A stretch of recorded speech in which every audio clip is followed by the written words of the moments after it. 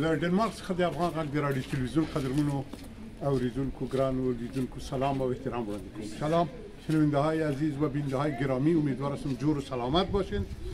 بازم میهمان شما هستم و زحمت میتونم از دنمارک مخاطب و گپ میزنیم در رابطه با این که بعضا نه که هر روز از افغانستان وطندارای ما مخصوصا جوانا بیرون میان با امید از که یک جای برن، یک پناهگاه به خاطر زندگی بهتر و به خاطر از اینکه اینها لااقل از مشکلاتی را که فکر میکنند در افغانستان است و در دیگر جهان نیست.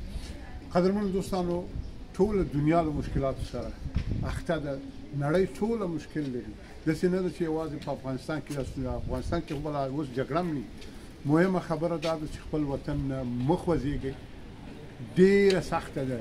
په نیمو لارو کې خلک یا مړه شوي او یا هم دغه اروپا ته چې راغلي دا پخوانۍ اروپا نه ده. زه به تاسو وګورئ، موږ سره دلته یو ګران ځوان ولاړ ده. صاحب سلام علیکم. چطور هستید؟ چطور هستید؟ خوب انشاءالله جور هستید؟ چی پیام دارید؟ اول خب برام بگوید نامتان و چه وقت میشه دنمارک آمدید؟ سردار هستی هستم. بسیار عالی. چه وقت میشه آمدید؟ در مدت 8 ماه میشه آمدم دنمارک آمدم. تو را خدا امیدم 8 ماهی که آمدی یعنی ابو آرزوهایی را که داشتی همون پورا شده؟ نه اصلا نه. کسی میگم مثلا فکر میکنم اروپا شاید دیگه اما تو نیست. اصلا وجود نداشت.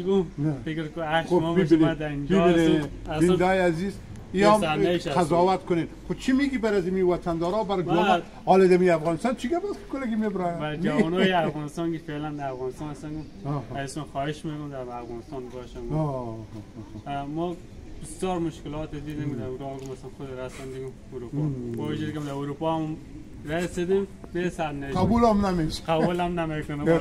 کمپای مهاجرینی که قبول نشده پر است. خب دیگه خب من نمیگم که نبیایید، اما تو راستی بیاین حالتون نگویم که والای سر رواداری ندارن، نه مگر این مثالای زنده شد. نه کسی که من که مشکلاتی که دیدم اصلا کسی اجازه نمیتون باید نبیان. واقعا دیگه دلتان جوانای عزیز وطندارای عزیز تاسو ګورئ قدرمن دوستانو، دغه خوا کې زمونږ ډېر افغانان دي چې هغوی ګرځي او په دغه حال باندې اخته دي. دلته موږ سره یو بل وطندار هم ده، خدای نه غواړي چې خپله څېره وکړي اما خبرې به راسره وکړي. سلامونه، جوړ په خیر، څنګه هستئ؟ لږ په لوړ غږ وغږېږه. نوم دې څه ده او څونه وخت کېږي راغلی دلته؟ نوم مې حسن دی، تقریبا شپږ میاشتې کېږي. شپږ میاشتې. ښه، نو ته خدای رښتیا ووایه چې خوشحاله یې راغلی دلته؟ بیخي نه. بیخي نه یې؟ غواړم چې لوړ شو. نو ولې بېرته ځې؟ او نشته دلته عزت او نو په لاره کې د سختیګانې ولیدلې؟ ډېرې زیاتې، تقریبا یعنې داسې شوي چې ځینې کسان مړه شوي؟ او ترکیه نه یونانه پورې چې ډېر مړي مو ولیدو چې لارې کې پرته وو. نو ښه، اوس دلته راغلی دی ډنمارک کې اوس څه خبر لکه ځوړندې ډوډۍ دي او پیسې دي او قبلېدل دي؟ هېڅ نشته. نشته که نه؟ هېڅ نشته. اوس غواړو چې واپس لاړ شو. ښه، ته غواړې بېرته لاړ شې؟ ښه، وګورئ دغه حال د قدرمن دوستانو. زه نه غواړم چې تاسو باندې دا تګ و راتګ زه بند کړم یا موږ دغه کسان چې دلته یو، خو دا ژوندي مثالونه هم درکړل.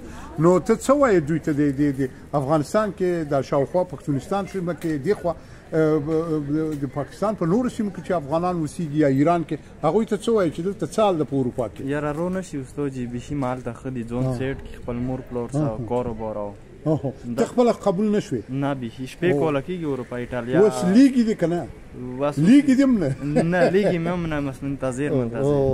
نو بس دغسې حال د قدرمنو دوستانو، هیله لرو چې دغه لنډې خبرې زموږ ستاسو لپاره په زړه پورې ګټورې. لطفا دغه ویډیو زموږ چې کولی شي، څومره کولی شي شیر یې کوئ چې ټول افغانان دننه په وطن کې، په پاکستان کې او په ایران کې زموږ دا خلک پوه شي چې دغه حال ده. خپل وطن ګل وطن، هر چاته خپل وطن کشمیر دی.